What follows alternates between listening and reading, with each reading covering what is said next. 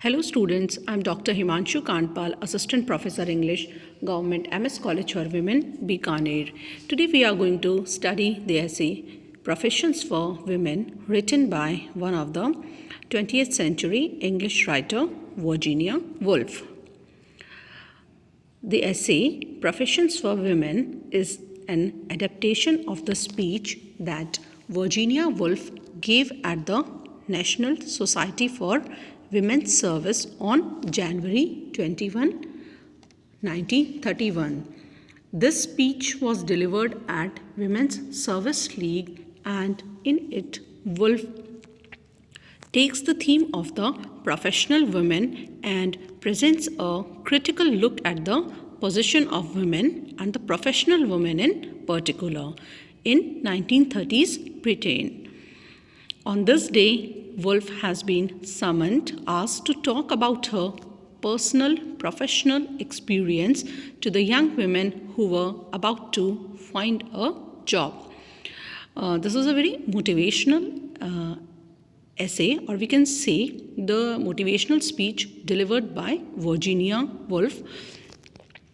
Woolf in this essay highlights the importance of women's independence regarding both their professional and private life.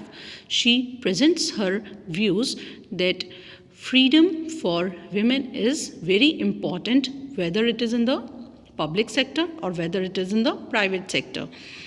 Employment is an important aspect of a woman's life, a fundamental step to equality and self-sufficiency, which was still unknown to the majority of women. She feels that being employed give enough space and freedom to any woman, and it is a fundamental step to equality, and they can feel self-independent also.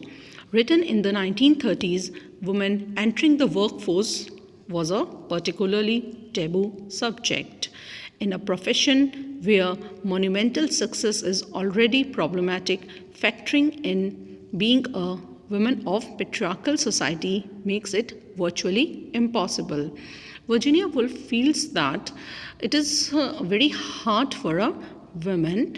It is very hard for a woman to move out of the patriarchal constraints of society and make a space for themselves. In relation to this, if they demand freedom for themselves, they are usually not able to voice their feelings, and they are not able to move out of that patriarchal structure of society which confine them to their homes. Woolf opens her essay by faithfully telling her readers that it is true, I am a woman.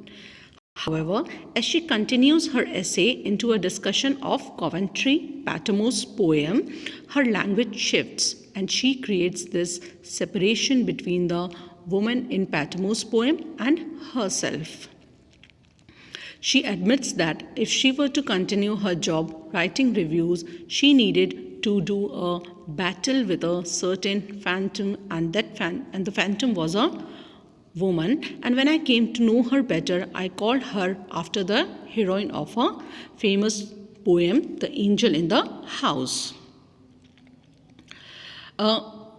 In this essay, she feels that there have been obstacles in the profession of writing that she has had to overcome as a woman writer, one of which she calls the voice of the angel in the house.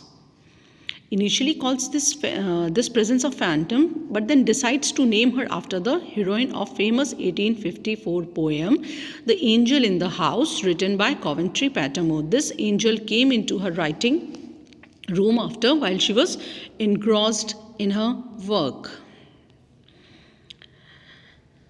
To do battle with a certain phantom, and the phantom was a woman, and when I came to know her better, I called her after the heroine of a famous poem, The Angel in the House. Why does Woolf feel so separated from this woman? Shouldn't she feel somewhat connected to her, being a woman herself? I did my best to kill her. Had I not killed her, she would have killed me. She writes in the essay that it was she who used to come between me and my paper when I was writing reviews. It was she who bothered me and wasted my time and so tormented me that at last I killed her. So here she is hopeful that younger women writers will never encounter this phantom.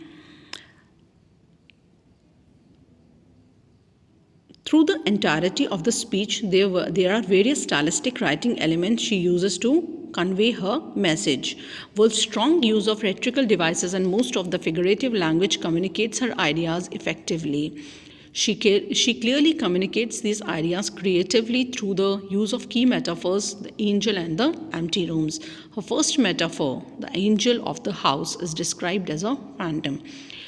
The angel prevents Woolf from expressing her true thoughts in order to conform society's expectations of women. This image of angel in the house, Woolf thinks that prevents her true thoughts in order to,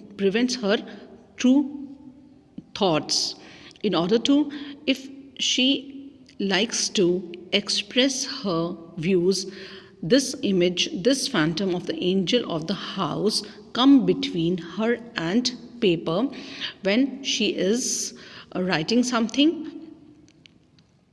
The angel prevents Woolf from expressing her thoughts. She symbolically kills this phantom. Okay, here I would like to tell you something about the angel in the house. She feels that, she writes in the essay this, I will describe her as shortly as I can. She was intensely sympathetic, she was immensely charming, she was utterly unselfish, she excelled in the difficult arts of the family life. She sacrificed herself daily. She was pure. Her purity was supposed to be her chief beauty, her blushes, her great grace. In those days, the last of Queen Victoria, every house had its angel. And when I came to write, I encountered her with the first words. So she feels that it is important, if one thinks that she is going to express herself, she has to kill the image of the angel in the house. She has to kill that woman which is submissive, that image of submissive woman which we every day see in the domestic, we see in our private lives. They should come out of that cocoon and speak for themselves. If they want to write something, if they want to get employed somewhere, if they want to express themselves in any way, or if they want to come out and work, they should free themselves from that image of angel in the house. This is very important for any woman to become self-independent.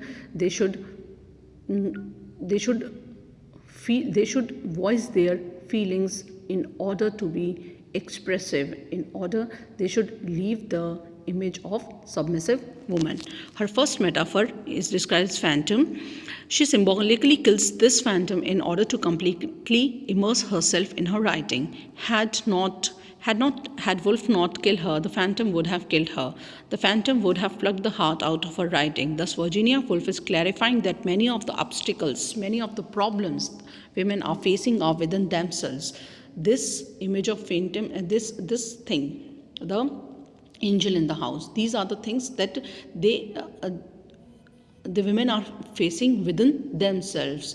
They should come out of that image of the angel in the house.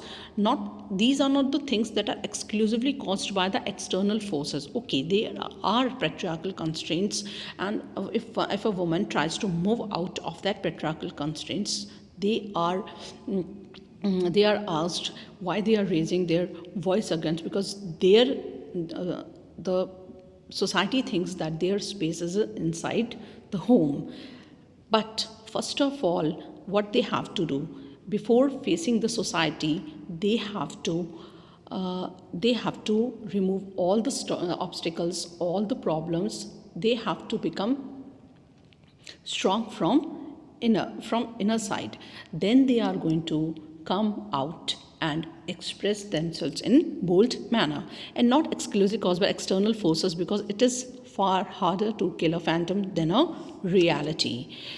The two major obstacles that all women, including all women authors, face are the conventional notion of the role and function of women and the taboo regarding the expression of their sexuality. The idealized woman of the late Victorian age and the earlier 20th century was the soft, tender, self-sacrificing domestic drudge who always catered to who always fulfilled the needs of the man and joyfully accepted her own servility. Moreover, women were not expected to speak or acknowledge their physical needs and desires, as this was considered highly brazen and unwomanly. Sexuality, its expression and gratification, was considered to be the exclusive domain of men, as though women were completely asexual beings. Means when women, they want to express themselves, they want to sexually when they want to express their sexuality, they were made to keep quiet, as if this is the means it is considered as a taboo, a woman talking about her sexuality. Woolf urges women belonging to every profession to combat these negative stereotypes and conceptions both externally and internally, and emerge as a positive, self-independent individuals. Virginia Woolf explains that though she solved the problem of the angel in the house by killing her, she has not been able to solve telling the truth about her own experience as a body. What they should do, they should move out of their private domain and talk about their body experiences. She goes on to write, I doubt that any woman has solved it yet. The obstacles against her are still immensely powerful, and yet they are very difficult to define. She has still many ghosts to fight, many prejudices to overcome. She feels that, Virginia Woolf feels that it is not a single there is not a single obstacle in the life of every woman. They should collect all their strength and be powerful, and in order to define themselves physically, in order to express their feelings, they have to fight many phantoms, they have to fight many ghosts, internal as well as external, and many prejudices to overcome. As a queer writer, Woolf's voice during the 1930s received much attention along with praise and criticism. Woolf's fight for women's empowerment and gender equality are evident throughout her essay. As of now, in the 20th century, it is unequivocal that Woolf saw her as a feminist. So we are going to end the essay, Professions for Women, and in the end of the essay she says that I think our questions of the utmost importance and interest. For the first time in history you are able to ask them. For the first time you are able to decide for yourself what the answer should be. Willingly would I stay and discuss those questions and answers, but not tonight. My time is up and I must cease and I must stop. These are the ideas, these are the words that these are the words spoken by Virginia Woolf in her in this essay, which tries to give strength, power to women, and she quotes women to come out of the cocoon and speak for themselves and voice their feelings and fight the inner obstacles as well as the inner cause in order to attain some position, in order to become self-independent the society. So this is all about the essay Professions for Women, written by Virginia Woolf. Thank you.